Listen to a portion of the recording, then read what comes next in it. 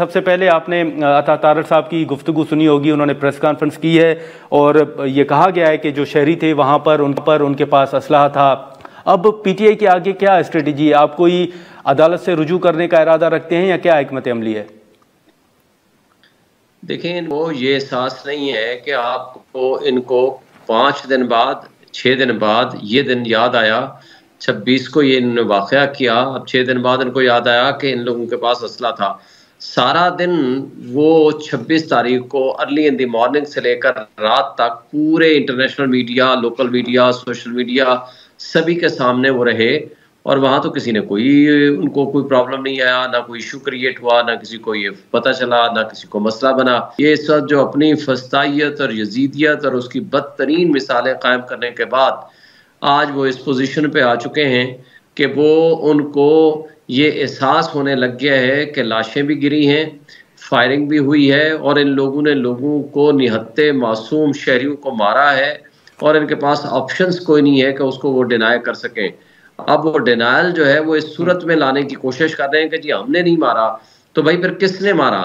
जो मासूम निहत्ते शहरियों को जिस तरीके से गोलियों से भून डाला गया और जिस अंदाज से 33 फुट कंटेनर से एक शख्स को नीचे गिराया गया, वो क्या पीटीआई के वर्कर से जो स्नाइपर्स ऊपर गाड़ियों के उसके ऊपर चढ़े हुए थे,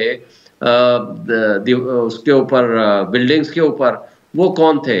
उसमें आप इंडिपेंडेंट पूरे मीडिया की बातें सुन लें, पूरा बीबीसी को सुन लें, अल जजीरा को सुन लें, द गार्डियन को देख लें। ये जितनी सूरत हाल पैदा हुई उस दिन के बाद, अब हम देख रहे हैं कि पीटीआई के अंदर कोई इख्तलाफात सामने आ रहे हैं। हमने देखा कि साहिबजादा हामिद साहब जो हैं वो रिज़ाइन कर रहे हैं, वो कह रहे हैं कि पार्टी में इज़्ज़त में देता भी हूं तो बंदे को इज़्ज़त मिलनी भी चाहिए। ये तलखियां किसके दरमियान हुई हैं? अली अमीन गंडापुर साहब के दरमियान या फिर बुशरा साहिबा और जो अरकान हैं उनके दरमियान हुई है कोई तलखियां? नहीं, ऐसी कोई तलखियां नहीं है, ना ही उन्होंने रिज़ाइन अभी तक दिया है ऑफिशियली और ये कोई इख्तलाफात नहीं है। हमारी उसके बाद कई दफ़ा पॉलिटिकल कमेटी की मीटिंग्स भी हो चुकी हैं। हमारा बिल्कुल इख्तलाफ कोई इख्तलाफ राय होना किसी मौजू के ऊपर वो जमहूरियत का हुस्न हुआ करता है, लेकिन ये कहना कि हमारे दरमियान इख्तलाफ पैदा हो गया है और पार्टी टूट फूट का शिकार है, ऐसी कोई बात नहीं है। इस तरह शुहदा की लाशें उठा करके तो पार्टी में निफाक पैदा नहीं होता बल्कि इत्तेफाक पैदा हुआ करता है। और आज पूरी कौम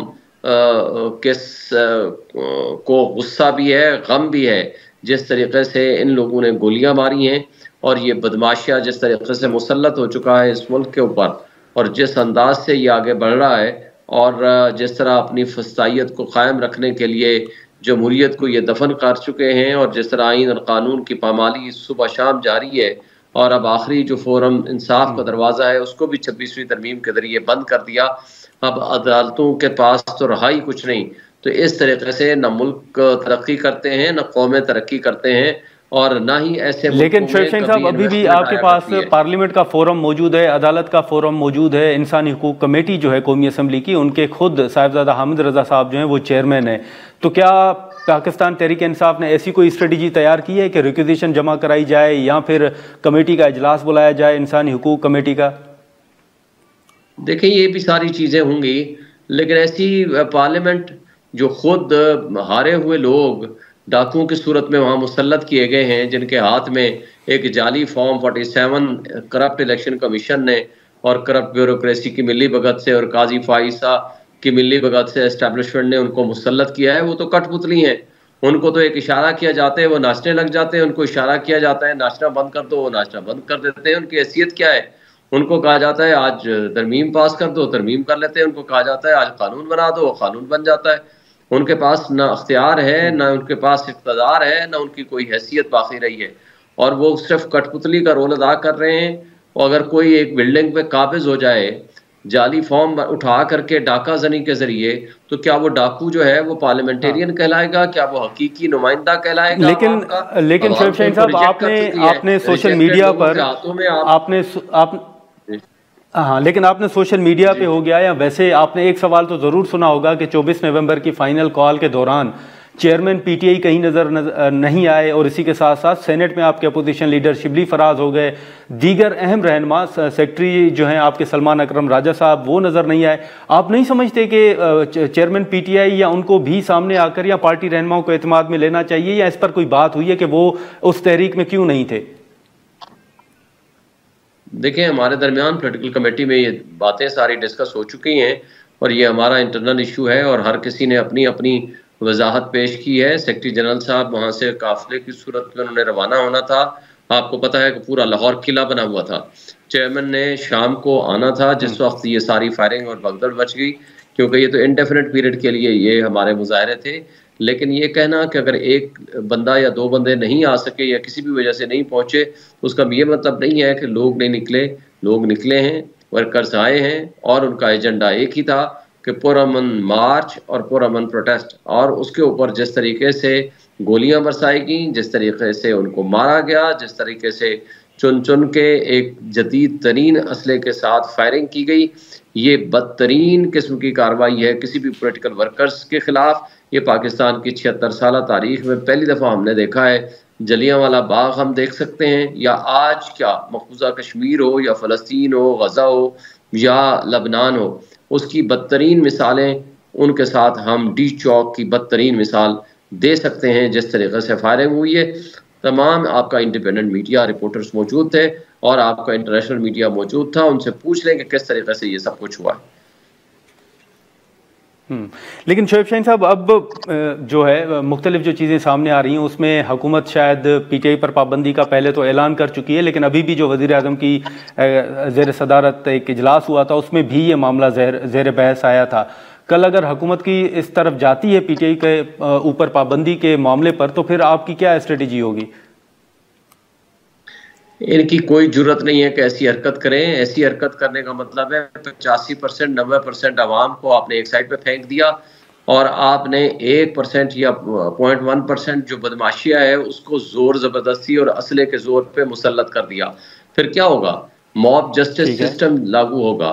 फिर जिस दिन आवाम के हाथ में भी, फिर आवाम के पास जब आपने अपॉर्चुनिटी नहीं रखनी कि वो किसको अपनी पसंदीदा पार्टी को वोट दे, आपने उसको दफन कर देना है। जमहूरियत को, आइन और कानून को खिलौना बना देना है, इंसाफ का निज़ाम आपने दरियाबुर्द कर देना है। तो फिर क्या होगा? फिर आवाम मसला उठाएगी। फिर जब आवाम मसला उठाएगी तो फिर चंद अफराद जो है वो फिर मुकाबला नहीं कर पाएंगे। फिर खाना जंगी होगी, अफरा तफरी और मायूसी होगी। इसके अलावा कुछ भी नहीं होगा। और अगर ये मुल्क को तोड़ना ही है, आज शेरानी साहब ने मेरा ख्याल कहा है कि अगर आप मुल्क तोड़ने के पे ऊपर मुसर हैं तो ऐसी हरकतें करने, लोगों को मारने, लोगों की इज्जतें लूटने, घर तबाह करने की बजाय बाइज्जत तरीके से भी ऐसी हरकतें कर सकते हैं। ये जो आपके इजलास हुए इसमें बुशरा साहिबा के हवाले से क्या फैसला हुआ है? अब क्योंकि बड़ी तनकीद की गई कि उनको डी चौक पर नहीं जाना चाहिए था, ये सारी चीज़ें आपके सामने हैं, तो अब क्या स्ट्रेटजी होगी? क्या हुकूमत के खिलाफ पीटीआई अब भी तहरीक चलाने का इरादा रखती है? और दूसरा, बुशरा साहिबा अब लीड करेंगी किसी तहरीक को, एहतजाज को, या उनको साइडलाइन कर दिया गया है? देखिए, इसके ऊपर कोई बहस नहीं हुई है। बुशरा साहिबा पहले भी वो एक नॉन पॉलिटिकल खातून थी, अभी भी हैं। हमारी राय पहले दिन से यही थी कि उनको इस तरीक इसमें एहतजाज में शामिल नहीं होना चाहिए। बहरहाल वो एक कंसर्न है अपने शौहर का मुतालिक, वो शामिल हुई, लेकिन वो पॉलिटिकल कमेटी और कोर कमेटी की मेंबर नहीं है। तो लिहाजा मैं नहीं समझता इस हवाले से कोई फर्दर डिस्कशन की ज़रूरत है। लेकिन जब अगली कॉल आएगी तो उस हवाले से फिर इसके ऊपर डिस्कशन होगी। तो शोएब शाहीन साहब, अगली कॉल खान साहब के साथ मुशावरत के बाद होगी या पीटीआई अगली कॉल पर मुशावरत शुरू कर दी है पीटीआई ने? जी, खान साहब से मुशावरत के बाद ही कोई लाहेमत बनेगा इंशाल्लाह।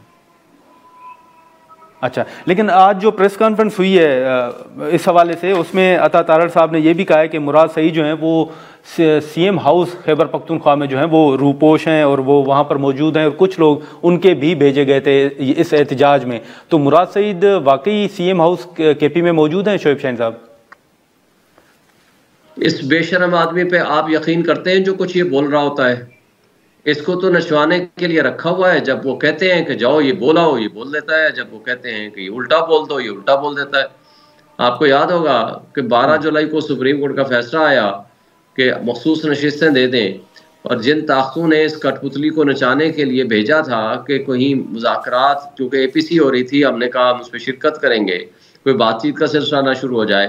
15 जुलाई को माहौल ख़राब करने के लिए इससे प्रेस कॉन्फ्रेंस कराएगी, तो गवर्नमेंट ने फैसला कर लिया है कि हम इसमें पीटीआई पे पाबंदी लगा रहे हैं और आर्टिकल 6 लगा रहे हैं, और ये इत्तेहादी जमातों का भी यही फैसला है। तो शाम को और अगले दिन से पता चला कि ना तो ये डिप्टी प्राइम मिनिस्टर को पता है, ना कैबिनेट के किसी मेंबर को पता है, ना पीपल्स पार्टी को पता है, ना किसी एमक्यूएम को पता है। इन बेशर्मों को झूठ ऐसे बोलते हैं कि जैसे इनका हलवा हो या खाना हो इनका।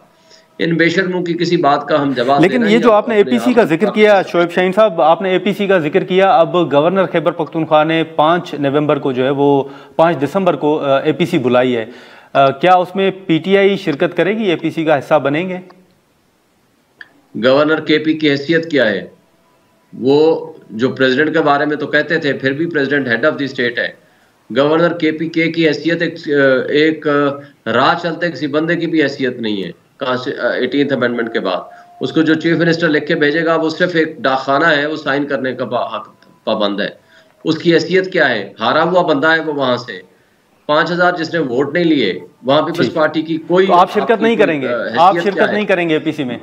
देखें, ये तो हमारी पार्टी फैसला करेगी, लेकिन उसकी हैसियत क्या है?